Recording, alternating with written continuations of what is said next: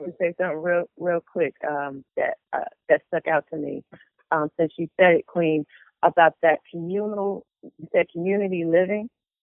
I think earlier, and just how valuable, well, not how valuable, but how important it is to African culture across all of the whole entire continent, not just one particular region. But I thought that I found that when I was kind of researching a little bit on ancient Egypt, and just how that's like the foundation, one of the foundations for so much. But really, all out of all the dynasties that came out of ancient Egypt, they really didn't rule with the iron fist over. It didn't seem like it to me over the people. It was like you had your king and your queen, but you also had people who lived to make the community thrive, right? And that kind of goes back to me what you were saying about that whole idea about how we handle things internally in our communities. We kind of enforce the law, if you will, internally with our communities. It kind of seems like maybe that's something that's kind of passed down to us too. I mean, besides the fact that we don't want to get the police involved in a whole bunch.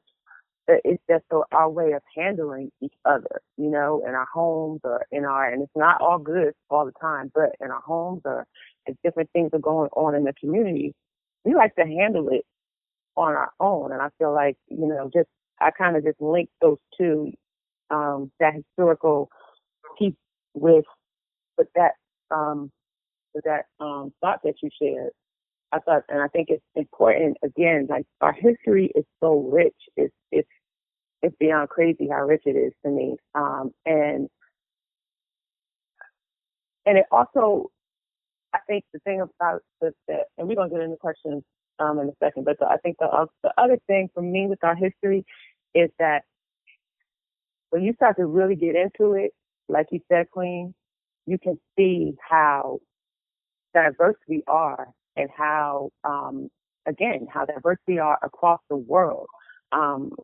Like you were mentioning about the different uprisings in Mexico and in Haiti and all these different places, a lot of the things that we commonly use to keep us separate because we're Haitian or we're Mexican or we're, from Jamaica or Dominican Republic or whatever, when you really look at our background, they are so similar. The spirituality that was taken and adopted in these different countries, the spirituality, the foods that we eat or that they eat, a lot of us eat, are so common that, you would think that, so if you were in Dominican Republic and you would think that certain dishes in the Dominican Republic are very similar to certain dishes, maybe even in South America or Mexico or things like that. So it's not just our thinking and our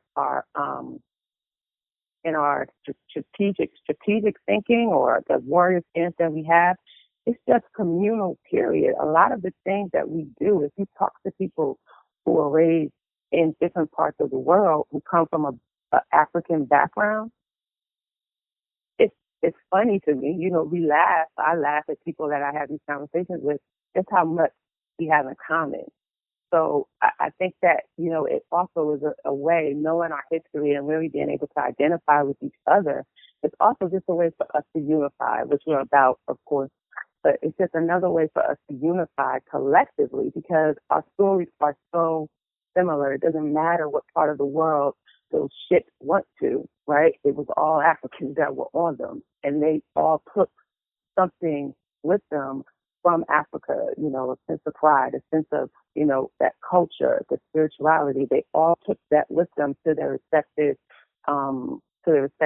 lands that they were transported to.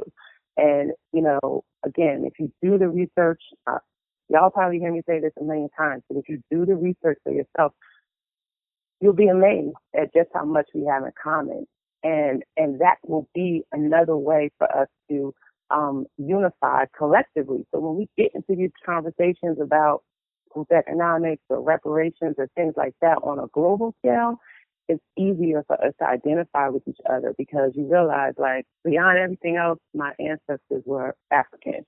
You know what I mean? And so I just think that whole community piece is so big. I think that's to me, in my opinion, that's like the biggest piece that we need to always remember as we look at our history. You know, it's not just the warriors. What were the warriors defending? They were defending their culture. They were defending their honor of their community. They weren't just fighting the fight, you know. So I think, to me, that's like the biggest piece.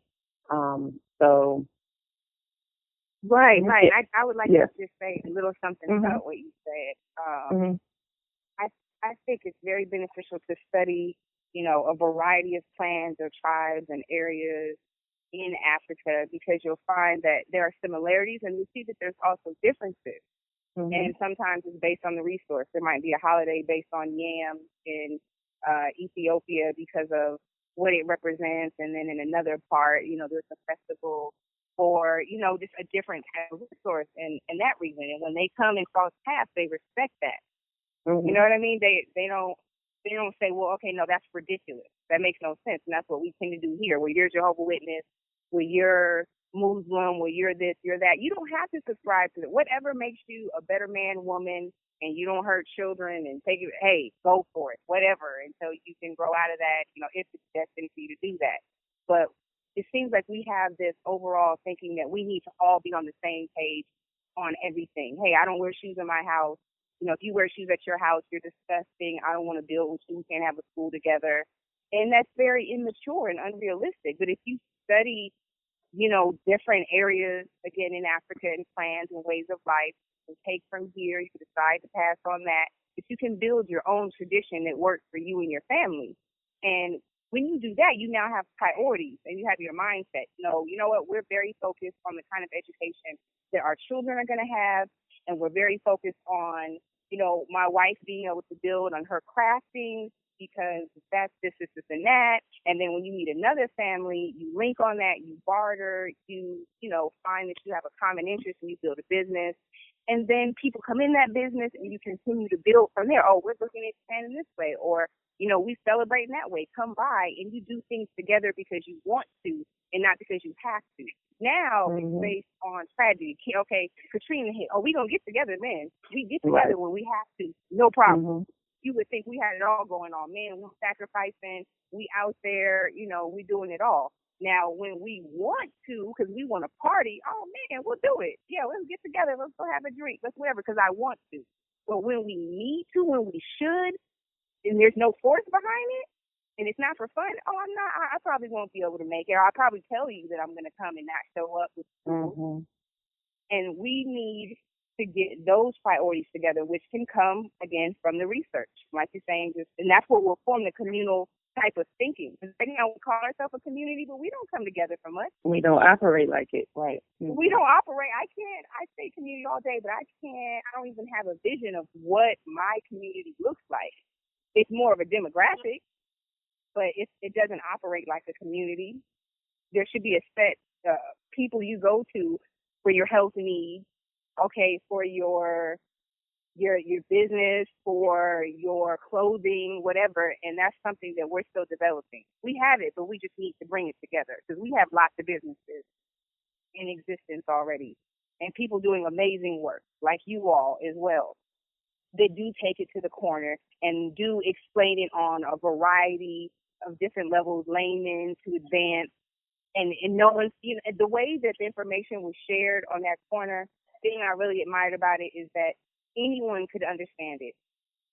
And yet there was information that, you know, with more research or more time and energy, you could grow to understand, which gives you something to aim for as well.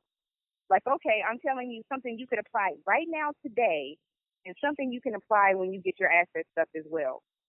And that's the same exact philosophy that I put towards research and studying. Something I can apply now and something that I can apply that encourages me to build a stronger family in nation. So that stood out. The one other thing is I definitely want to clarify. When I'm talking about us enforcing respect and principles, I have to take a bow to our brothers, because they enforce that way more than even we do in our community as sisters. You know what I mean? Our babies get touched, we get touched, and nothing really happens like it should.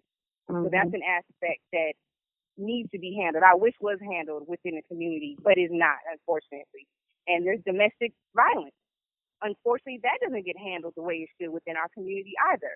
But when it comes to like brother to brother, they hold each other accountable. Accountable. Like, no, you don't respect me, and I admire that. I say that's our warriors are just misdirected, and we can learn from them. I learned so much from the gangs that I've been around in LA or wherever I go. I'm gonna talk to the people. We the same, and I've learned so much. Like, wow, I respect that. I wish it was maybe towards this, but I respect that. I respect your commitment to that and the thoroughness of it. So. Yeah, I wanted to add that part. But and then can I give my website really quick also? I don't want my phone to die. Okay, absolutely. So if interested, please do visit my website, even if it's just to look around and get familiar and bookmark. It is www.seeds, like the kind of seeds that you plant, books.com, seedsbookpublishing.com.